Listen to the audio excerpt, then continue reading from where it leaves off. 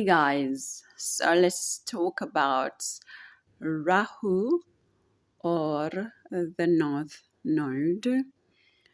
I'm sitting in the first house of the composite chart. So that means your Rahu or the North Node of the couple is conjunct the Ascendant. Okay, they are composite ascendant. Okay, composite chart is basically the midpoint of both of your charts as a couple, as partners in this couple, okay?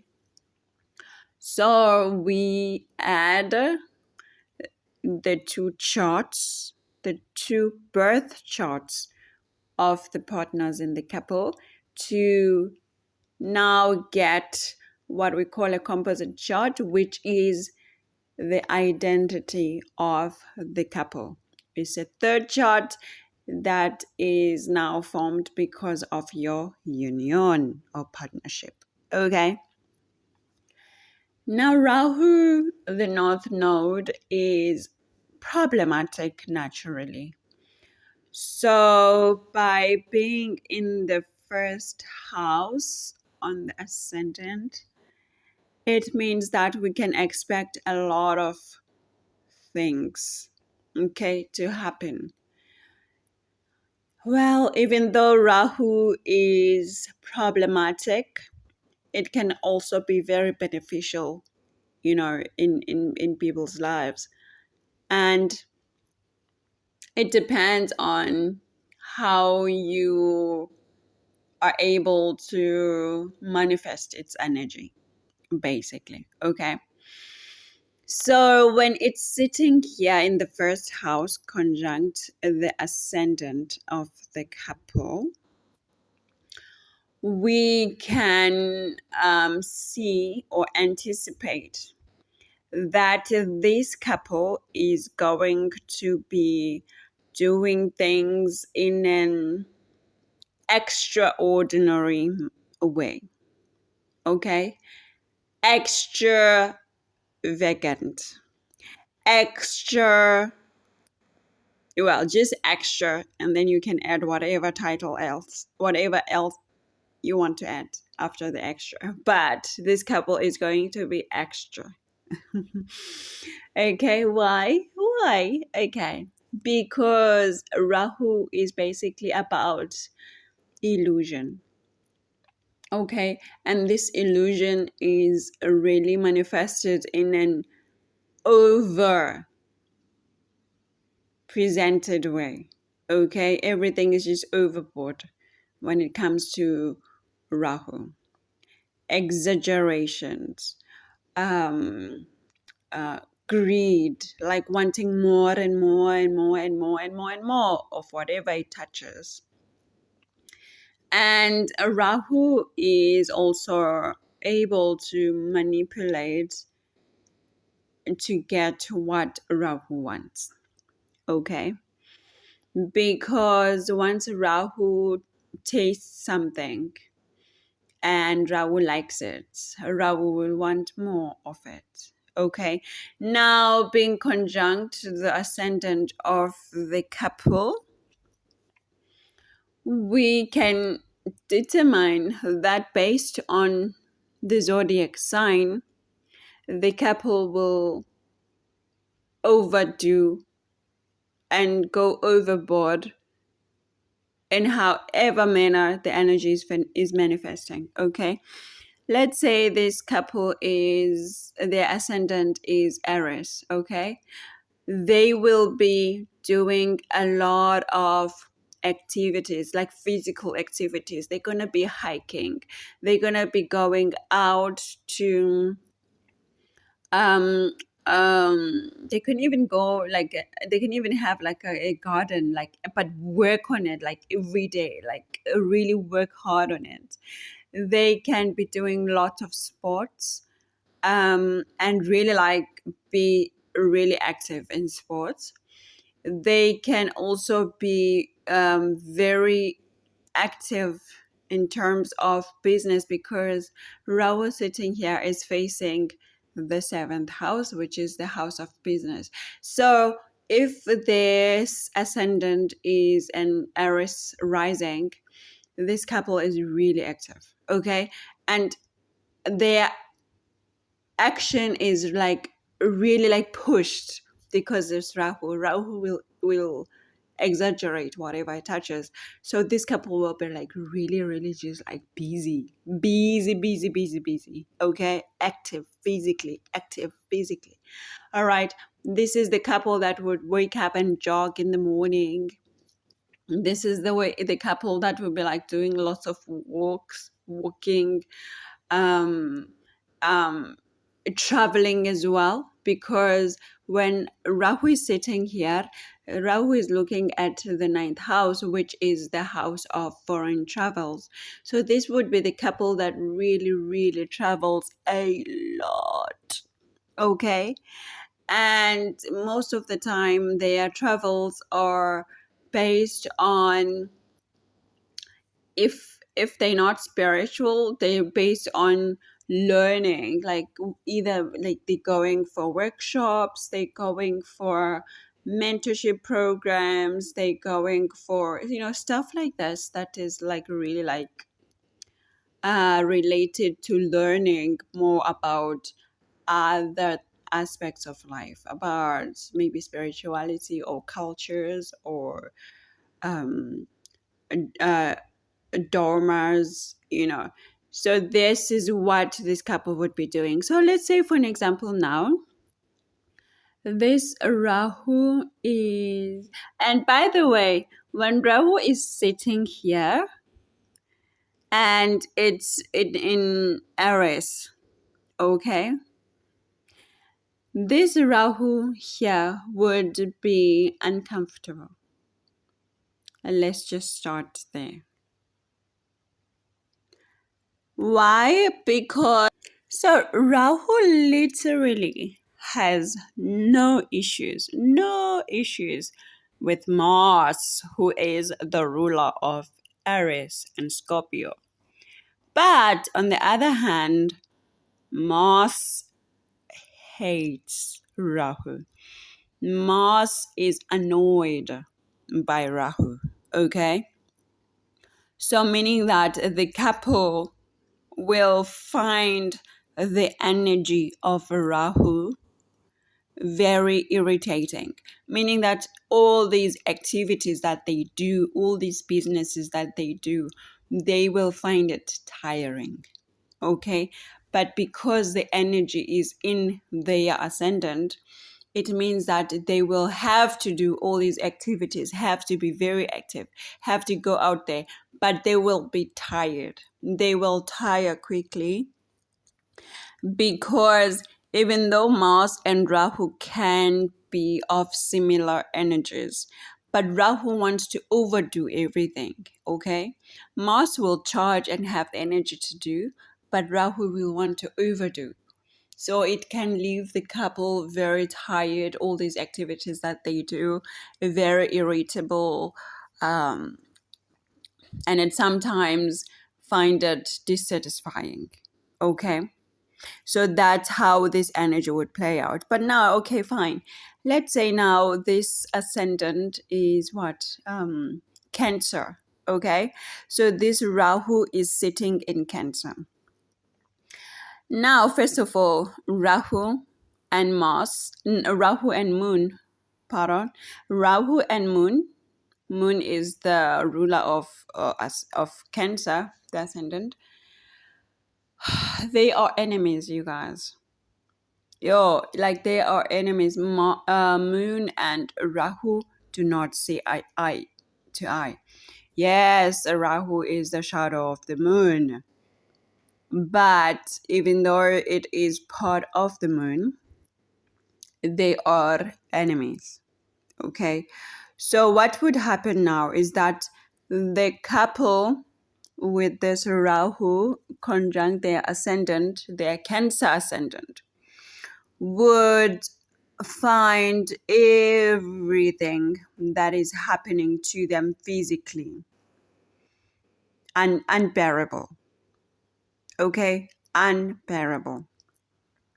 whatever activity that they do as a couple or they engage in, or whatever is happening to them physically, appearance wise, it would just be in discord with whom they are. Okay. So when Rahu is sitting here, we know for sure that this is a karmic relationship. Okay. It is a karmic relationship because Rahu and Ketu have karmic bonds to our past lives and of course current life and future life on the side of Rahu. Ketu is bringing in the past life with the past experiences, but now Rahu has to fix those things and has to correct those past mistakes in our present and obviously determining the future. Okay. Or they would have to leave it out,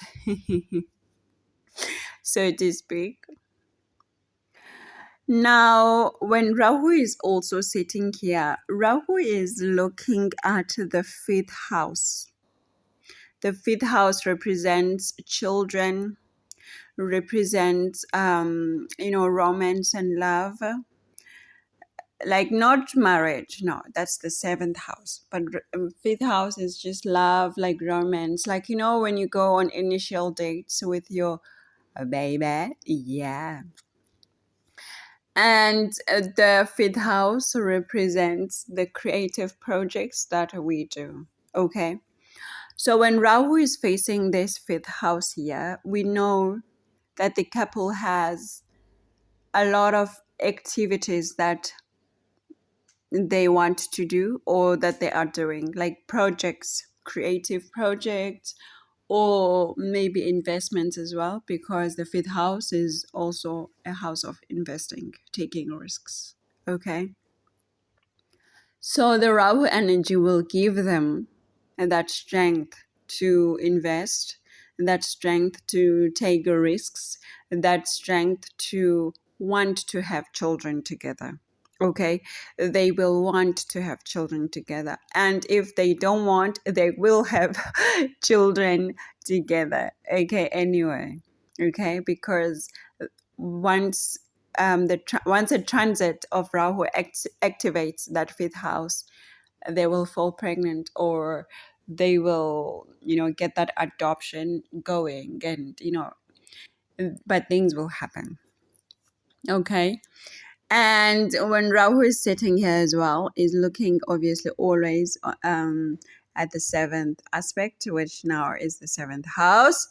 The 7th house is the house of marriage, is the house of serious commitments, and is the house of other people, where the marketplace is happening, where there's business, where our contracts are being placed, are being executed. Okay. So from this angle, the relationship is advancing from dating and the light stuff from the 5th house. Now, Rahu is advancing the relationship here. So when there's a transit happening in this house, this couple will get married, that's for sure. Or they will have like some serious business happening between them. They will start a serious business, sign contracts, or they will sign some sort of contract that legalizes their relationship. Okay.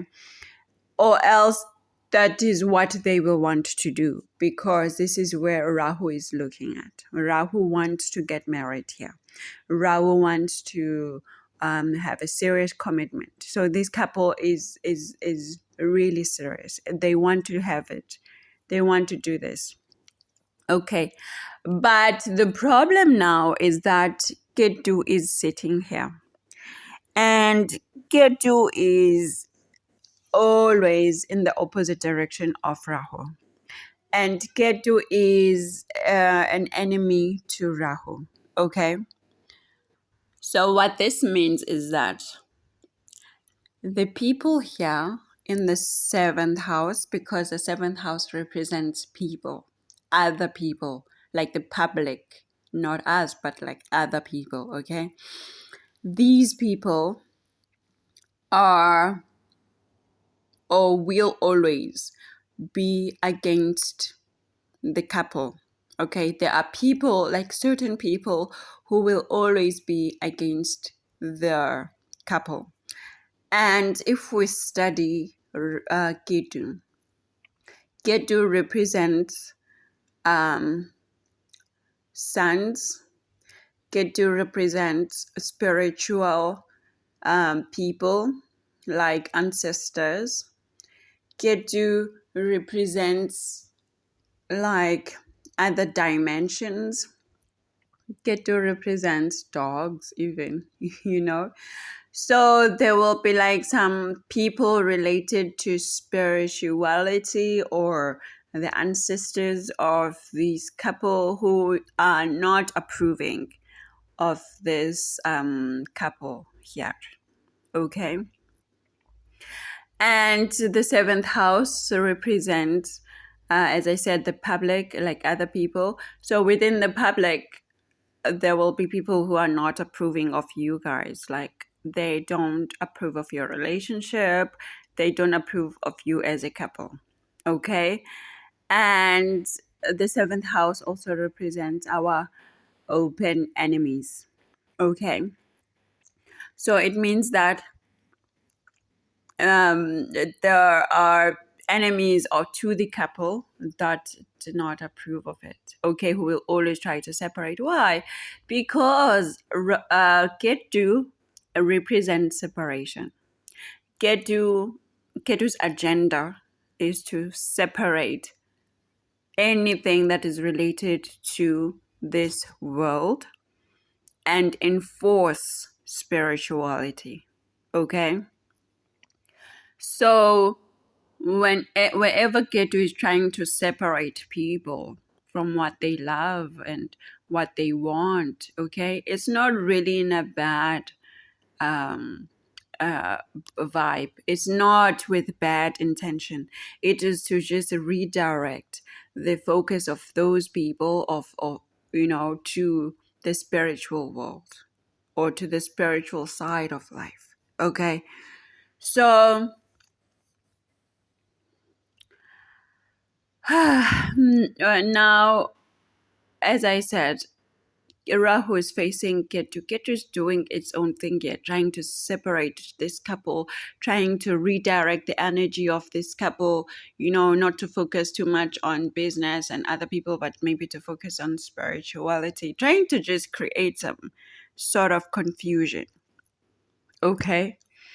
But now, who will win between Rahu and Ketu? Depends on the energies that these two enemies are sitting in. Okay, and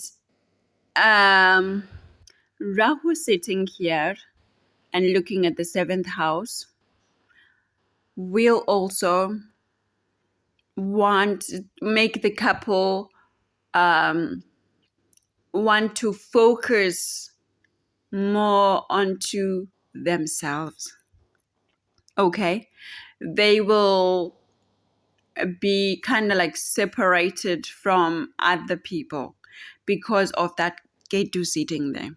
So this is the type of couple that will be always like focusing on themselves, on what they want and what they want to achieve and what they want, how they want to appear, regardless of what other people think or what other people want. Okay, which is very good.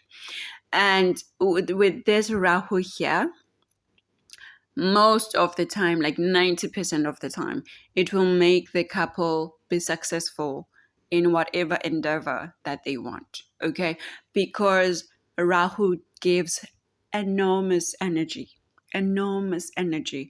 wherever it sits. It's a malefic, but it really works well in terms of fighting enemies, in terms of going against obstacles, okay? It really gives so much energy. So this couple will be so lucky to have this power, this like literal power that is on their ascendant, okay? But they would obviously be selfish. This would be a selfish couple that is just looking out for themselves, okay, as a couple. I mean, okay, maybe that's nice. Okay. So now, Rahu is also looking at the ninth house, as we already discussed. And here is going to make the couple be interested in travels and, but all travels that are related to learning and exploring and, studying and just knowing, knowledge-based travels, okay? Foreign travels as well, for sure, okay? And it would make the couple have some teachers or spiritual people that they believe in, or maybe a mentor, or this couple could also have like their own relationship guru, like someone who helps them and who like directs them. But of course it depends on the energy on the zodiac sign, because sometimes they could be against the teachings of father figures or mentors and teachers, and sometimes depending on the zodiac sign they would also have a good support system from their father figures or their teachers, and as well as gurus, okay? But because Rahu is looking also in the house of luck, this couple is really blessed in terms of luck, okay? They have direct access to gain luck, okay? So guys, that's it. I will talk to you very soon, okay? I'll chat later, okay? Our third sweets. Bye.